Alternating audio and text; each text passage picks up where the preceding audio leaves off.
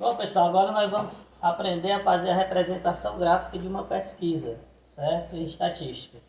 Então, depois que você formula o seu problema, faz o planejamento, que é a elaboração do seu questionário, faz a coleta dos dados, a apuração, que é a contagem, aí constrói as tabelinhas, aí você vai para essa penúltima etapa do processo estatístico, que é a construção de gráficos. A representação gráfica ela é interessante porque permite uma visualização mais rápida dos resultados. Você pode fazer análises, interpretações e tirar conclusões imediatas na sua pesquisa. Então, a representação gráfica ela pode ser apresentada de 4 maneiras. Eu vou mostrar a vocês agora como construir o primeiro tipo de gráfico, que é chamado gráfico de segmentos. Certo? Para construir o gráfico, inicialmente você tem que ter a tabela. Tá? Então, já mostrei a vocês todos esses passos de chegar até a tabela. Agora nós vamos, a partir da tabela, construir o gráfico. Bom, esse gráfico é chamado gráfico de segmentos. Por que ele é chamado de segmentos? Vamos ver aqui a nossa tabela, inicialmente, que apresenta o resultado, né? Um levantamento estatístico feito por uma empresa que vende bolos. Certo? Esse levantamento estatístico foi feito no segundo semestre, certo? De um determinado ano. Então, temos aqui os meses, né? Foi feito esse levantamento. Então, o segundo semestre vai de julho até dezembro.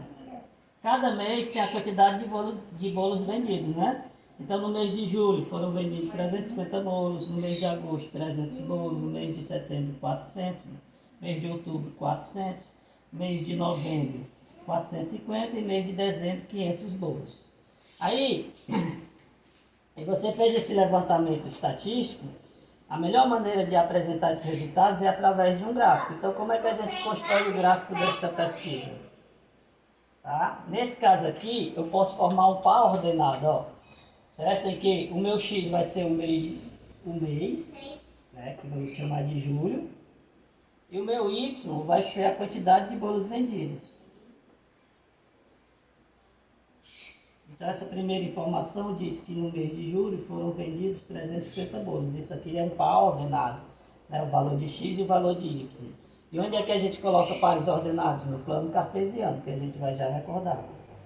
Tá? Esse resultado aqui eu posso organizar como sendo o mês de agosto, foram vendidos 300 bolos. E assim sucessivamente. Então, o mês e a quantidade vendida formam um par ordenado. Tendo esse par ordenado, eu coloco ele no plano cartesiano.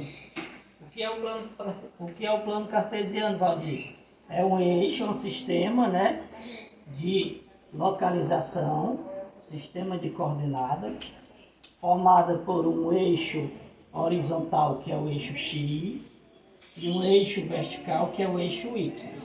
Certo? Aí a gente pode pegar e organizar essas informações nesses dois eixos.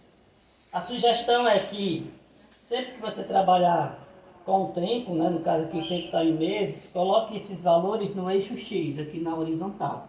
Então, identifica aqui primeiro os meses, mês de julho, mês de agosto, mês de setembro, mês de outubro, mês de novembro, mês de dezembro. Então, aqui no eixo X vai representar os meses aí que foi feita a pesquisa. No eixo Y, você coloca o número de bolos vendidos, certo? É a nossa frequência absoluta, né? A quantidade vendida, né? O número de bolos vendidos. Você pode escrever mesmo como está sendo colocado aqui, número de bolos vendidos, ou coloca frequência absoluta. Aqui são os meses. Tá? Então, aí você organiza esses valores, sempre iniciando do valor menor, né? Então, aqui eu tenho uma quantidade de 300. Depois vou ter aqui 350. Fazendo assim uma certa ordem, né? Obedecendo um certo critério aqui de espaçamento. Então, você vai ter 400. Aí você vai ter 450 e a quantidade maior, né? Quantidade de bolos vendidos maior é 500, né? Então organiza esses números, muito simples. No eixo X você coloca os meses, no eixo Y coloca a quantidade e aí vai formando os pares ordenados, né? Mês de julho, foram vendidos 350 bolos. Então, julho, 350 bolos. Aqui o meu pontinho, né, que representa a quantidade vendida em julho. Mês de agosto foram vendidos 300 bolos. Então, agosto foram vendidos 300 bolos. Mês de setembro, 400. Então, setembro foram vendidos 400 bolos. Aqui o nosso pontinho que representa a quantidade vendida em setembro. Outubro também foram 400. Ó. Novembro foram 450. Aqui, pontinho que representa novembro. E dezembro foram 500, né? Pronto, é muito simples o gráfico de segmentos. Quando você liga esses pontos, une esses pontos, você está formando segmentos de retas, né? Ligando esse ponto aqui, ó. Por isso que é chamado gráfico de segmentos. Aqui, aqui, aqui. Então, o gráfico que representa, né, a quantidade de bolos vendidos no segundo semestre dessa empresa, esse gráficozinho aqui azul. Aí você pode tirar algumas conclusões desse gráfico.